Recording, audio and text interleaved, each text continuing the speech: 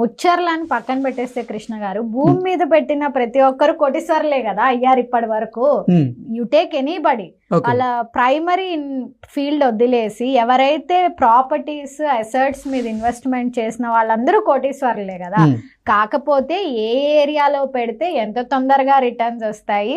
అప్పట్లో మనం చూసినప్పుడు కోకాపేటలో ఎకరం అమ్మితే ఎన్ని కోట్లు వచ్చాయో తెలియదు. అలా ఎలాంటి లొకేషన్ లో పెడతాం అనే దాన్ని బట్టి మనకి ఎన్ని కోట్లు వస్తాయి అనేది ఆధారపడి ఉంటుంది. సో ముచ్చర్ల అనేది ఈ రోజు మార్కెట్ ఏం కాదు, that is in Srisailam highway. అక్కడ మనకు already proposed pharma city previous government ఉన్నప్పుడు అనౌన్స్మెంట్ ఉండి అక్కడ బ్రహ్మాండంగా లేఅవుట్లు డిటిసిపి లేఅవుట్స్ ఉన్నమాట వాస్తవమే. మహేశ్వరం నుంచి టిల్ ముచ్చర్ల వరకు మనకు మార్కెట్ ఉంది ఆల్రెడీ. హెచ్ఎండిఏ లిమిట్స్ మహేశ్వరం తీసుకుంటే తుక్కుగూడ ఎగ్జిట్ దగ్గర నుంచి సౌత్ వెస్ట్ పార్ట్